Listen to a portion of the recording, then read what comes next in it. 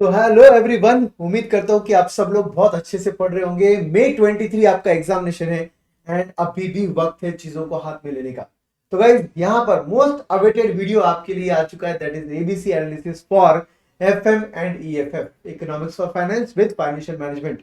सो guys सबसे पहले बात करेंगे 60 मार्क के वेटेज की, that is financial management. Sir इस बार कैटेगरी ए में क्या आएगा? सर आपको क्या लगता है? सर कैटेगरी ए आपके सामने है दोस्तों। कैटेगरी ए में इस बार मैंने 5 टॉपिक्स को इंक्लूड किया है, दैट इज रेशियो एनालिसिस। पहला टॉपिक है रेशियो एनालिसिस। मुझे लगता है कि ये लोग आपको रेशियोज देंगे और आपको ये क्वेश्चन मार्क वाले कुछ आइटम्स देंगे और आपको वो ढूंढने बोलेंगे, या सीधा सीधा रेशियोज देखकर आपको ये ट्रेडिंग पीएनएल बैलेंस शीट भी पूछ सकते हैं। So guys ratio analysis, be careful for this chapter. Her bar exam में आता है 10 मार्क के वेटेज के साथ, इस बार भी आएगा मुझे लगता है। यस गाइस, दूसरा पार्ट आता है यहाँ पर capital budgeting, second chapter. Capital budgeting is very very important as you all know, और यहां पर एक सिंपल सा मुझे क्वेश्चन एक्सपेक्टेड है। सिंपल सा मतलब सिंपल नहीं रहेगा, कैश फ्लो डिटरमाइन करना पड़ेगा आपको और एनपीवी निकालना पड़ेगा। मुझे लगता है कि इस बार ये क्वेश्चन आ सकता है, या फिर एडजस्टेड एनपीवी वाला क्वेश्चन भी आ सकता है। By the way adjusted NPV वाला एक क्वेश्चन का सॉल्यूशन मैं अपने ही यूट्यूब चैनल पर जरूर जरूर तुरंत अपलोड करने वाला हूं। तो अगर चैनल सब्सक्राइब नहीं किया रहेगा तो सब्सक्राइब कर लीजिएगा और बेल आइकन भी दबाइए, क्योंकि वो एडजस्टेड एनपीवी वाला क्वेश्चन मुझे लगता है इस बार कैपिटल बजटिंग में आ सकता है। तीसरा इंपॉर्टेंट चैप्टर मुझे लगता है इस बार आएगा कैटेगरी ए में, that is cost of capital, जिसके अंदर आपको कंप्यूटेशन ऑफ वैक पूछ सकते हैं वो लोग, computation of weighted average cost of capital, और उसके इसमें आपको केयरफुल रहना है दोस्तों as per as retained earning is concern. Okay, उसके बाद आएगा दोस्तों नेक्स्ट चैप्टर आपका, दैट इज लेवरेज। लेवरेज उनका फेवरेट टॉपिक, हर बार 10 मार्क के लिए आता है, आप सबको पता है। तो इस बार भी मुझे लगता है कि लेवरेज आ सकता है, जरूर जरूर आ सकता है। इस बार आपको वो लेवरेजेस देंगे और आपको इनकम स्टेटमेंट कंप्लीट करने पड़ेंगे, मुझे लगता है ये क्वेश्चन आ सकता है। या फिर वो आपको कुछ बेसिक इंफॉर्मेशन देंगे और लेवरेज भी निकालने बोलेंगे और साथ साथ में इनकम स्टेटमेंट भी बनाने बोल सकते हैं।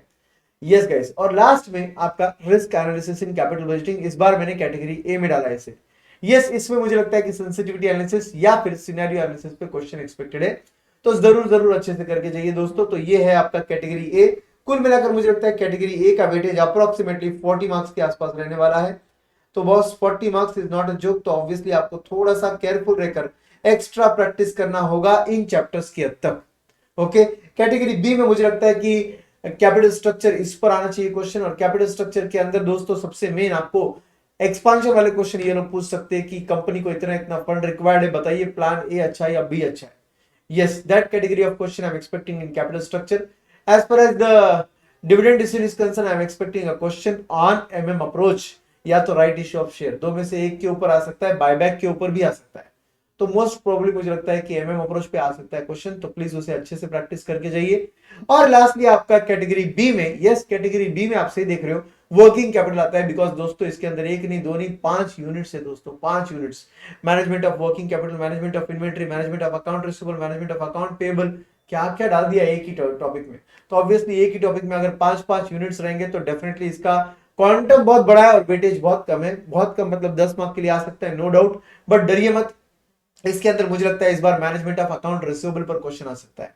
तो be careful about this part, आप करके जाइए, बहुत अच्छे से हो जाएगा आपका। ठीक है, और दोस्तों कैटेगरी बी में मुझे लगता है कि वेटेज इस बार अप्रोक्सीमेटली 20 मार्क्स के आसपास आ सकता है। तो 20 मार्क्स ये सब में जो लिख रहा हूं ये अप्रोक्स है दोस्तों, और ये विथ ऑप्शन है। तो मत बोलना सर ऊपर 40 लिखा है यहाँ पे 20 लिखा है, इसका मतलब हो गया 60 सर, फिर कैटेगरी सी सर 0 रहेगा क्या सर? नहीं भाई, ये अप्रोक्सीमेटली है, पहली बात। और दूसरी बात, ये ऑप्शन के साथ बात कर रहा हूं मैं। कैटेगरी सी की बात करेंगे दोस्तों, कैटेगरी सी में हम आते हैं बेसिक्स ऑफ फाइनेंशियल मैनेजमेंट पर और सोर्सेज ऑफ फाइनेंस। मुझे लगता है कि मेरे एबीसी एनालिसिस में हर बार ये कैटेगरी सी में ही रहेंगे, क्योंकि दोस्तों इस केस में ये थ्योरेटिकल चैप्टर्स आते हैं, और थ्योरेटिकल कितने पढ़ लोगे पढ़ पढ़ कर। तो गाइज इसको पढ़ने के लिए आप आपका फाइनेंशियल मैनेजमेंट का चार्ट बुक भी रेफर कर सकते हो, आप मेन मटेरियल भी रेफर कर सकते हो। एजेंसी कॉस्ट, एजेंसी प्रॉब्लम, इस पर एक बार पढ़ के जाना अच्छे से। फाइनेंशियल डिस्ट्रेस एंड इंसॉल्वेंसी, इस पर भी पढ़कर जाना अच्छे से। बेसिक फंक्शंस ऑफ सीएफओ या चेंजिंग रोल ऑफ सीएफओ, इस पर भी क्वेश्चन आ सकता है। प्रॉफिट वेल्थ मैक्सिमाइजेशन, इस पर भी क्वेश्चन आ सकता है। तो गाइस कुछ बेसिक क्वेश्चन है चैप्टर 1 से जो मैंने आपको बताया, और यहां पर मुझे लगता है कि एसेट डेट सिक्योराइजेशन पर क्वेश्चन आ सकता है, या तो वेंचर कैपिटल पर क्वेश्चन आ सकता है, तो वो पढ़कर जाना अच्छे से। और बॉन्ड बॉन्ड पे क्वेश्चन तो आ ही सकते हैं, बुलडॉग बॉन्ड वगैरह जो जो बॉन्ड्स है आपके। बट मुझे लगता है कि ये सोर्सेज ऑफ फाइनेंस जितना भी पढ़ लो, चैप्टर बहुत बड़ा है, तो पॉइंट्स जो याद रहेंगे वो समरी फॉर्म में ही याद रहेंगे, तो वो करके जाना अच्छे से।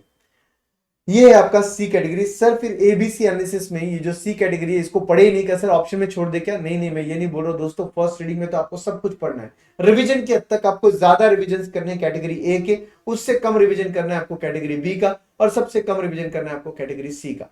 Category C with option obviously approx 10 mark के लिए आ सकता है, तो 10 मार्क्स का अप्रॉक्स वेटेज इस चैप्टर का रह सकता है, ये जो कैटेगरी सी है इसका रह सकता है। ठीक है, तो ये है आपका ABC analysis for financial management. अब आते हैं दोस्तों हम लोग किस पर? EFF, economics for finance. मुझे लगता है कि इकोनॉमिक्स फॉर फाइनेंस हर वक्त कैटेगरी ए में आएगा, मेरा favourite chapter that is national income. Category B में आएगा chapter number 2 and 3 that is public finance and money income. और कैटेगरी सी में हर बार आने वाला है मेरे मुताबिक that is international finance, international trade. Okay, ये कैटेगरी सी में आएगा। Chapter 1 category A, 2 and 3 category B, and lastly chapter 4 जो है वो कैटेगरी सी में आएगा। तो दोस्तों ये जो चैप्टर का एबीसी एनालिसिस मैंने किया, मुझे लगता है कि ये आपके लिए यूजफुल रहेगा। डेफिनेटली चैप्टर नंबर 1 में से प्रैक्टिकल क्वेश्चन आ सकता है, मनी मार्केट में से प्रैक्टिकल क्वेश्चन आ सकता है, इंटरनेशनल ट्रेड के अंदर भी जो आपके अलग अलग थ्योरीज है, absolute advantage theory, relative advantage theory, उस पर भी क्वेश्चन आ सकता है।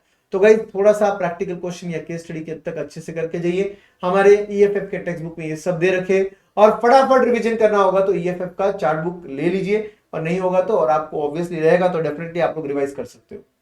तो गाइज ये रहा आपका ABC analysis for may 23 examination.